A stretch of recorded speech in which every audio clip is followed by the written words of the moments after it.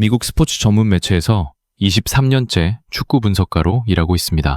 하버드 대학교에서 스포츠과학을 전공했고 졸업 후 곧바로 필드로 뛰어들어 5번의 월드컵을 현장에서 취재했습니다. 유럽 챔피언스리그 결승을 3차례 직접 취재했고 국제축구연맹 공식 분석 리포트에 제 이름이 17번 올라가 있습니다. 미국 스포츠 전문 채널에서 매주 2번씩 진행하는 축구 분석 프로그램의 메인 진행자이기도 합니다. 그러니까 저는 축구를 압니다. 축구의 언어를 읽고 축구의 숫자를 해석하고 축구의 흐름을 예측하는 것이 제 직업입니다. 25해 가까이 그 일을 해왔습니다. 그리고 저는 솔직히 말하면 한국 축구를 그다지 높이 평가하지 않았습니다. 틀린 말이 아닙니다. 데이터가 그렇게 말했으니까요. 국제축구연맹 랭킹, 유럽 주요 리그 진출 선수 수, 클럽 레벨에서의 성취, 어떤 지표를 봐도 한국은 투티어 국가였습니다. 아시아에서는 강하죠. 하지만 세계 무대에서는 이야기가 달랐습니다. 2002년 한일 월드컵 4강을 종종 언급하는 사람들이 있었지만 저는 늘 같은 대답을 했습니다. 홈 어드밴티지, 심판 논란, 그리고 운이 겹쳤던 결과라고요. 차갑게 들릴 수 있다는 걸 압니다. 하지만 저는 데이터를 보는 사람입니다. 방전이 아니라 숫자를 봅니다. 그게 제 일입니다. 그런 제가 지금 이 이야기를 하고 있습니다. 한국 축구에 대해 그것도 이렇게 긴 이야기를 무언가가 바뀌었다는 뜻입니다. 제가 바뀌었다는 뜻입니다. 어떻게 그런 일이 가능했는지 처음부터 이야기하겠습니다. 2026년 북중미 월드컵 취재 준비를 시작한 것은 대회 개막 6달 전이었습니다. 저는 각 대륙별 출전국 전력 분석 리포트를 작성하는 팀을 이끌고 있었습니다. 아시아 출전국 파트를 맡은 후배 기자 에밀리 장이 어느 날 제 사무실로 왔습니다. 에밀리는 중국계 미국인으로 아시아 축구에 관심이 많은 친구였습니다. 그날 에밀리는 태블릿을 들고 와서 화면을 제 앞에 내밀었습니다. 한국 대표팀 최근 5년 데이터입니다, 브렛. 한번 보세요. 저는 훑어봤습니다. 그리고 말했습니다. 흥미롭네. 하지만 아시아 예선에서의 수치잖아. 진짜 강팀들 상대로 나온 숫자가 아니야. 에밀리는 잠깐 말이 없었습니다. 그리고 말했습니다. 그래서 제가 직접 확인해 보려고요. 저는 고개를 끄덕였습니다. 그래, 가봐. 데이터 뽑아와. 에밀리가 서울로 출장을 떠났습니다. 저는 다른 대륙 분석에 집중했습니다. 유럽, 남미, 북중미. 이쪽이 진짜 분석이 필요한 곳이었으니까요. 그리고 열흘 후 에밀리에게서 영상통화가 왔습니다. 밤 11시였습니다. 서울은 낮이었겠죠.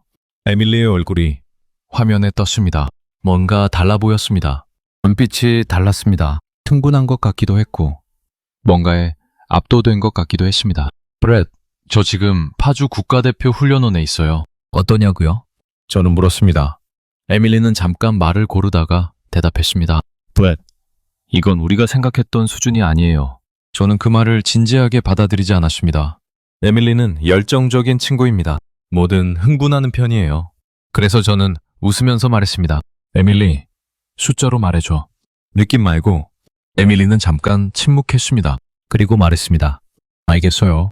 숫자로 말할게요. 그런데 브렛, 그 숫자들 들으면 당신도 달라질 거예요. 저는 그 말을 가볍게 흘려들었습니다. 그때는요. 에밀리가 서울에서 보내온 첫 번째 리포트는 3일 후에 도착했습니다. 저는 그날 저녁 리포트를 열었습니다. 읽기 시작했습니다. 그리고 중간쯤에서 잠깐 멈췄습니다. 처음으로 뭔가 찜찜한 느낌이 들었습니다. 데이터가 이상했습니다.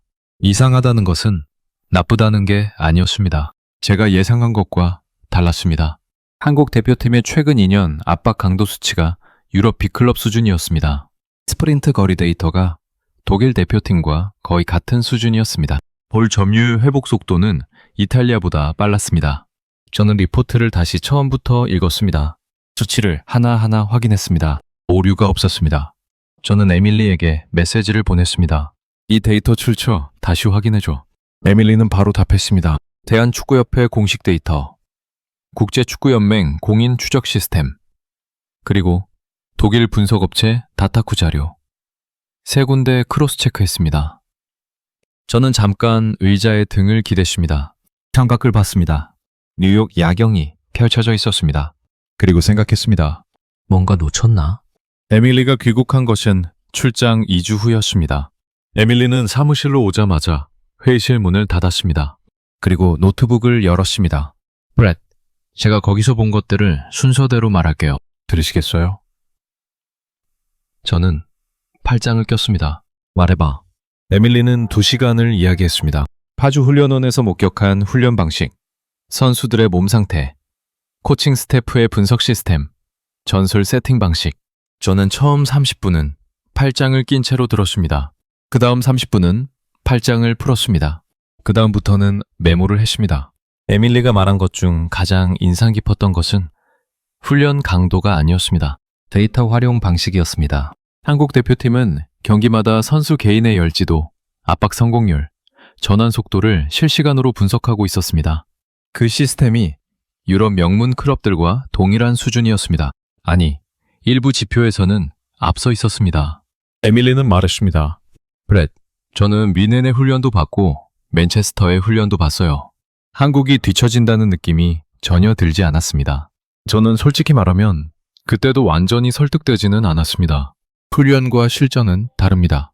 데이터와 경기는 다릅니다. 저는 23년 동안 그 차이를 봐왔습니다. 준비가 잘 된 팀이 반드시 이기는 게 아니라는 것을. 그래서 저는 말했습니다. 에밀리, 좋아. 흥미롭다. 하지만 진짜 강팀을 만나면 어떻게 되는지 봐야 알겠지. 에밀리는 그 말을 잠깐 표정이 굳었습니다. 그리고 말했습니다. 그래서 저는 브렛이 직접 가보셔야 한다고 생각해요. 저는 고개를 흔들었습니다. 나는 유럽 쪽 취재가 있어. 에밀리는 조용히 말했습니다. 후회하실 수도 있어요. 후회. 그 단어가 이상하게 머릿속에 남았습니다. 월드컵 개막은 2026년 6월이었습니다. 저는 개막전 취재를 위해 멕시코 시티에 있었습니다. 북중미 월드컵은 미국, 캐나다, 멕시코 세 나라가 공동 개최하는 역사적인 대회였습니다. 저는 조별리그 분석 기사를 쏟아내고 있었습니다. 바빴습니다. 한국 경기는 솔직히 처음에는 모니터링 수준으로만 봤습니다. 한국의 조별리그 첫 상대는 포르투갈이었습니다. 저는 그 경기 전에 간략한 예측 기사를 썼습니다. 포르투갈의 조 1위 가능성 92%, 한국의 16강 진출 가능성 31%, 데이터 기반의 예측이었습니다. 합리적인 수치였습니다. 경기가 시작됐습니다. 저는 프레스박스에서 유럽 쪽 경기 데이터를 정리하고 있었고 한국 대 포르투갈 경기는 옆 모니터에 틀어놓았습니다. 그냥 흘려보는 수준이었습니다. 전반 10분이 지날 때쯤 동료 기자 마이클이 제 어깨를 툭 쳤습니다. 브렛, 저거 봐. 저는 고개를 들었습니다. 모니터를 봤습니다. 한국이 포르투갈을 압박하고 있었습니다.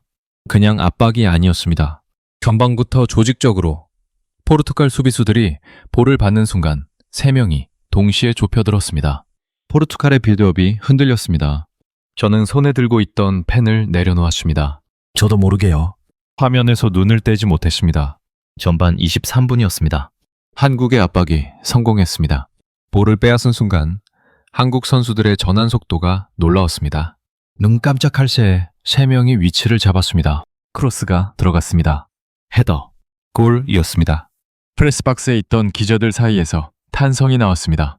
저는 멍하니 화면을 바라봤습니다. 포르투갈이 당황한 게 화면에서도 보였습니다. 경험 많은 팀입니다. 월드컵 우승 후보 중 하나였습니다. 그 팀이 한국의 압박에 제 경기를 못하고 있었습니다.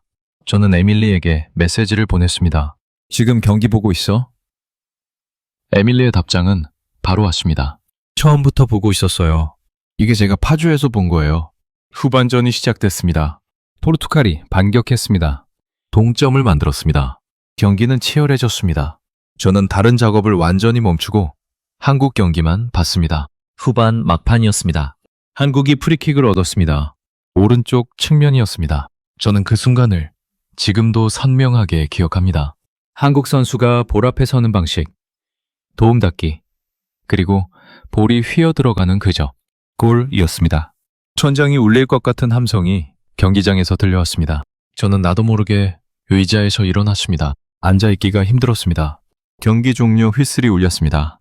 한국 2대1 포르투갈. 저는 한동안 화면을 바라봤습니다. 그리고 노트에 뭔가를 적었습니다. 다시 분석해야 한다.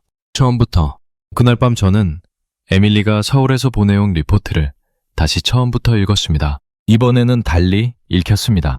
같은 데이터인데, 같은 수치인데 의미가 다르게 들어왔습니다.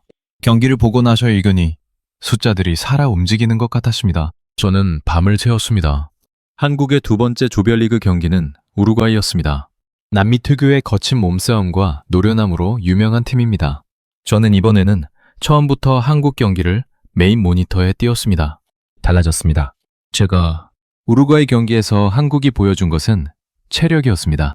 믿을 수 없는 체력이었습니다. 우루과이는 후반이 되면 압박 강도를 높이는 팀입니다. 상대가 지쳤을 때 치고 들어오는 전술로 유명합니다. 그런데 한국은 후반 80분이 넘어서도 스프린트 횟수가 줄지 않았습니다. 저는 화면 앞에서 작은 소리로 중얼거렸습니다. 이게 어떻게 가능한 거지? 마이클이 옆에서 들었습니다.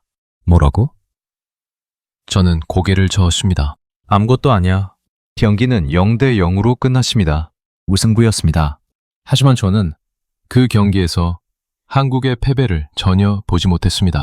우루과이가 이기지 못한 경기였습니다. 두 팀의 내용을 놓고 보면 오히려 한국이 더 위협적이었습니다. 슈팅수 한국 12개, 우루과이 6개, 점유율 한국 54%.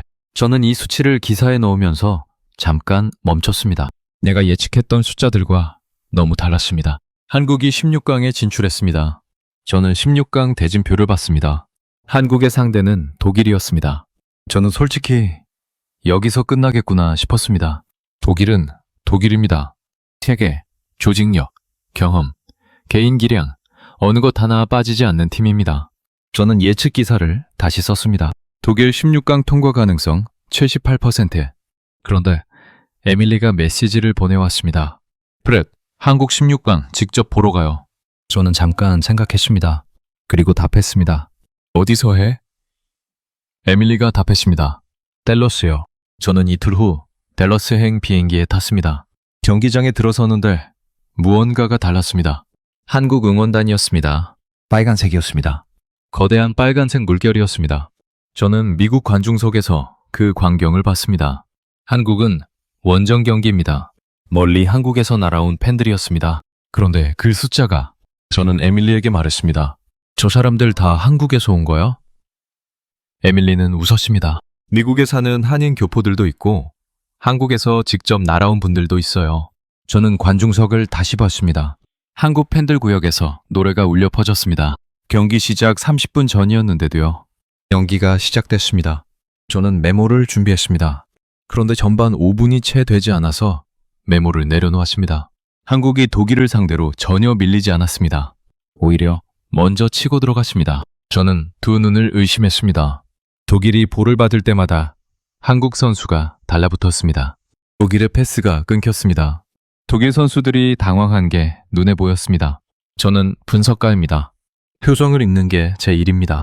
독일 선수들은 예상과 다른 무언가를 마주하고 있었습니다. 전반 36분이었습니다. 한국이 역습을 펼쳤습니다. 중원에서 볼을 빼앗은 순간부터 골까지 걸린 시간이 6초였습니다. 저는 그 장면을 보면서 숨을 참았습니다. 관중석이 터졌습니다. 빨간색 물결이 요동쳤습니다. 저는 옆에 앉은 에밀리를 봤습니다. 에밀리는 눈물을 닦고 있었습니다. 저는 그걸 보고 뭔가 이상한 감정이 올라오는 걸 느꼈습니다. 분석가는 울지 않습니다. 저는 절대 경기 보다가 울지 않습니다. 그런데 그때 저도 모르게 눈이 뜨거워졌습니다. 이상했습니다. 이상하게 가슴이 뛰었습니다. 독일이 반격했습니다. 후반 들어서 동점을 만들었습니다. 경기는 연장으로 갔습니다. 저는 연장전 내내 자리에서 일어났다 앉았다를 반복했습니다. 마이클이 나중에 말했습니다. 프렛, 그날 당신 진짜 이상했어요. 저는 알고 있었습니다. 이상했습니다. 23년 만에 처음으로 경기에 끌려 들어가는 느낌이었습니다. 분석이 아니라 감정으로 경기를 보고 있었습니다. 연장 후반 막판이었습니다. 한국의 코너킥 기회가 왔습니다. 볼이 올라갔습니다. 뭉쳤습니다. 순간적인 혼전, 그리고 한국 선수의 발에 맞고 골네트가 흔들렸습니다. 저는 그 순간 일어섰습니다. 소리를 질렀습니다. 저도 모르게요. 옆에 앉아있던 독일 기자가 저를 쳐다봤습니다. 저는 민망했습니다. 하지만 멈출 수가 없었습니다. 경기 종료. 한국 2대1, 독일. 저는 한동안 자리에 앉아 있었습니다. 관중석의 빨간 물결이 춤을 췄습니다. 한국 선수들이 서로 껴안았습니다. 울고 있었습니다. 저는 그 장면을 눈에 담았습니다. 그날 밤 저는 글을 썼습니다. 기사가 아니었습니다. 그냥 제 생각을 쏟아냈습니다. 제가 틀렸다는 것에 대해, 데이터가 전부가 아니라는 것에 대해, 그리고 한국 축구에 대한 제 편견이 얼마나 얕은 것이었는지에 대해. 8강 상대는 스페인이었습니다. 저는 이번에는 예측 기사를 쓰는 게 두려웠습니다. 틀릴 것 같았습니다. 아니, 다시 틀리고 싶지 않았습니다. 저는 에밀리에게 말했습니다. 에밀리, 나 이번 경기 예측 기사 못 쓰겠어. 에밀리는 웃었습니다. 그럼 쓰지 마요. 대신 경기 끝나고 느낌대로 써요. 저는 그 말을 따랐습니다. 스페인전이 시작됐습니다. 저는 처음부터 메모 없이 경기를 봤습니다. 순수하게 눈으로만 봤습니다. 그리고 한국이 스페인을 상대로 어떻게 싸우는지를 느꼈습니다. 스페인은 점유율 축구의 원조입니다. 볼을 갖고 있는 시간을 극대화하고 상대를 지치게 만드는 팀입니다. 전술적으로 가장 상대하기 어려운 유형 중 하나입니다. 한국은 그 스페인을 상대로 수비 블록을 낮게 깔면서 역습을 노렸습니다. 영리한 선택이었습니다. 하지만 수비만 해서는 이길 수 없습니다. 저는 한국이 언제 터뜨리는지를 기다렸습니다. 전반 20분 전으로 스페인이 계속 두드렸습니다. 한국 수비진이 흔들리는 것 같았습니다. 저는 긴장했습니다. 이상했습니다. 한국을 응원하고 있었습니다. 분석가인 제가 어느 팀을 응원하다니요. 그런 일이 없었습니다. 항상 중립이었습니다. 그런데 그날 저는 한국이 버텨주기를 바랬습니다. 한국은 버텼습니다. 전반을 0대 0으로 마쳤습니다. 후반이 시작됐습니다. 스페인이 더 강하게 밀었습니다. 한국 선수들이 지치는 게 보였습니다. 그런데 이상한 일이 일어났습니다. 지친 것 같은데 속도가 줄지 않았습니다. 스프린트가 줄지 않았습니다. 한국 선수들은 지친 얼굴로, 지친 표정으로, 하지만 지치지 않은 몸으로 뛰었습니다. 저는 그게 어떻게 가능한지를 생각했습니다. 그리고 에밀리가 파주 훈련원에서 봤다고 한 것들을 떠올렸습니다. 이게 거기서 만들어진 거구나. 이 체력이, 이 몸이. 순간 뭔가가 연결되는 느낌이었습니다. 후반 68분이었습니다. 한국이 역습을 시작했습니다. 3명이 달렸습니다. 스페인 수비가 쫓아갔습니다. 패스가 연결됐습니다. 마지막 패스를 받은 선수가 슈팅을 때렸습니다. 골이었습니다. 저는 자리에서 일어났습니다. 관중석 빨간색이 또 폭발했습니다. 저는 손뼉을 쳤습니다. 마이클이 저를 봤습니다. 그리고 웃었습니다. 브렛, 당신 이제 한국 팬이 됐어요? 저는 멋쩍게 웃었습니다. 그냥 좋은 골이잖아. 스페인이 반격했습니다. 동점을 만들었습니다. 또 연장이었습니다. 또 혈투였습니다. 그리고 이번에는 승부차기까지 갔습니다. 저는 승부차기를 서서 봤습니다. 앉아 있을 수가 없었습니다.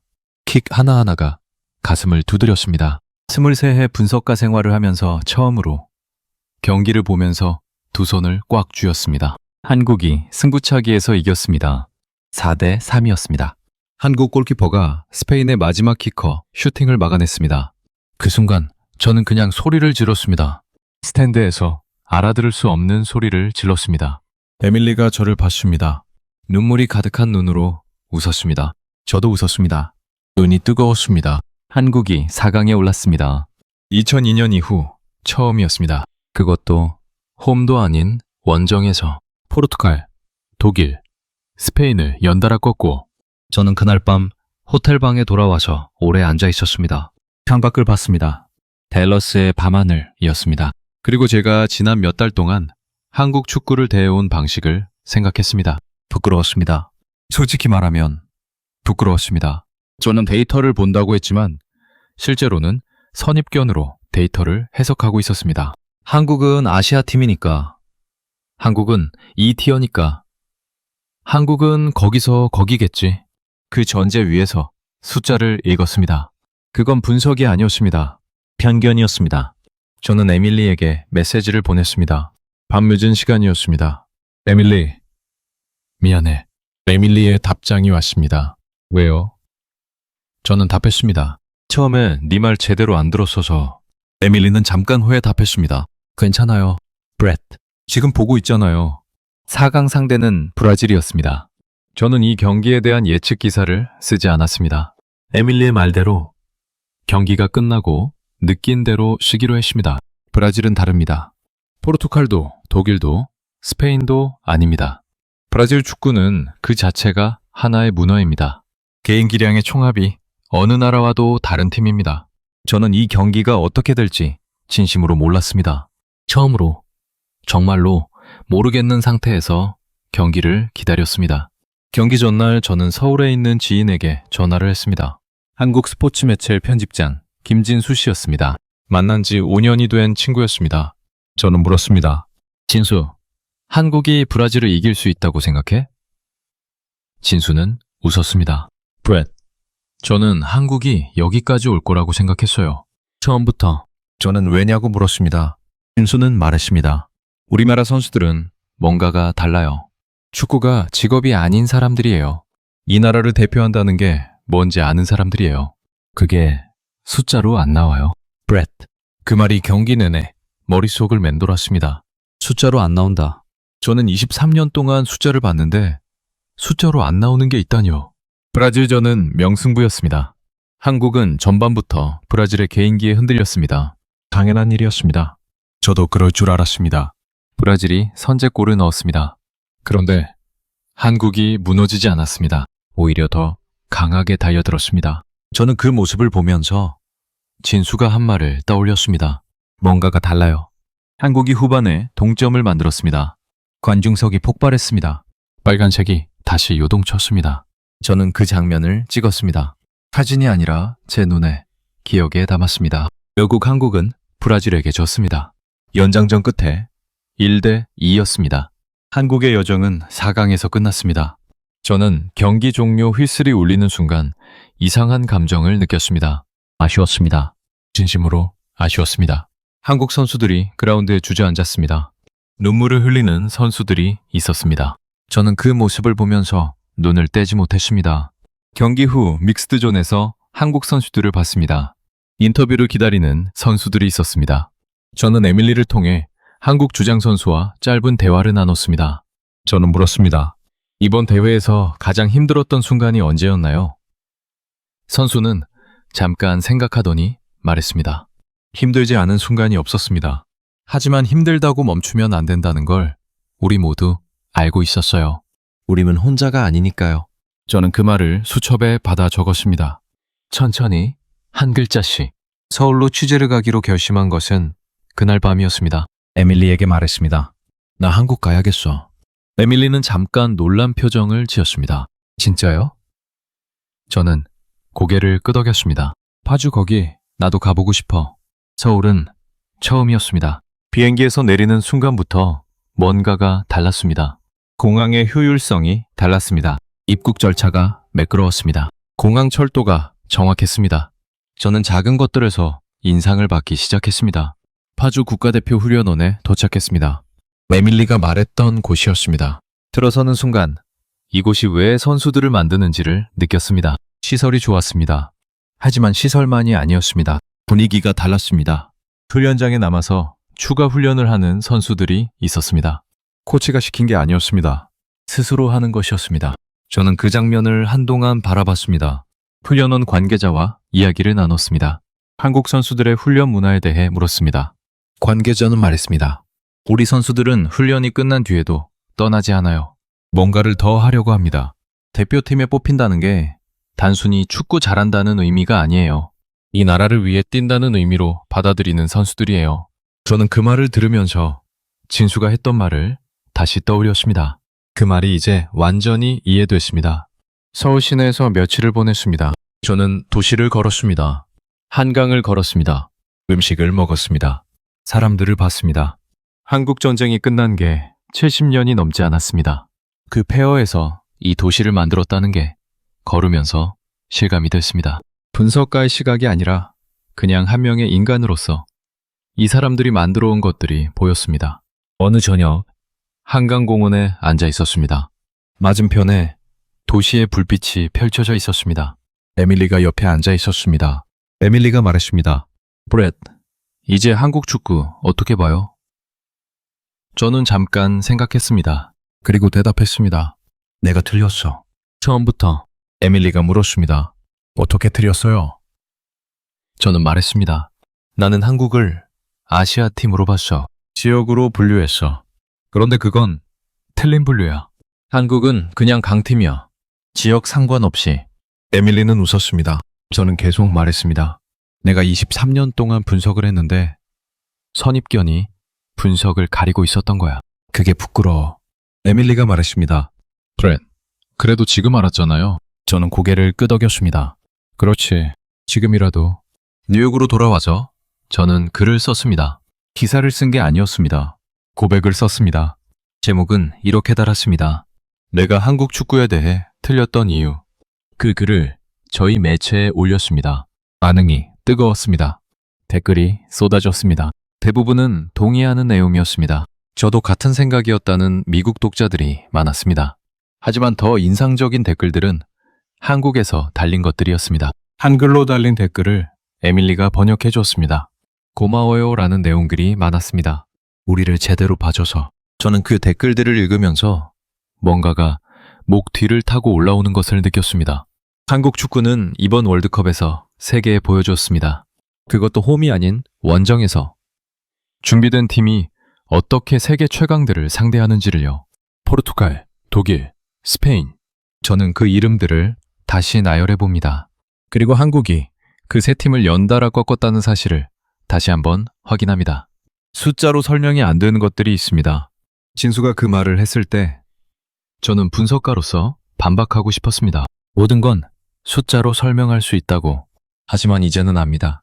한국 선수들이 그라운드에서 보여주는 것들 중에는 어떤 데이터 시트에도 들어가지 않는 무언가가 있습니다. 이 마라가 지나온 시간들, 이 사람들이 몸에 새긴 것들, 그 무게가 경기 속에 있습니다. 저는 다음 월드컵에도 한국을 봐야 한다고 생각합니다. 이번 4강이 끝이 아닐 것이기 때문입니다. 데이터가 그렇게 말합니다. 그리고 이제는 데이터 너머의 것들도 그렇게 말합니다. 한국은 계속 성장하고 있습니다. 멈추지 않을 것입니다.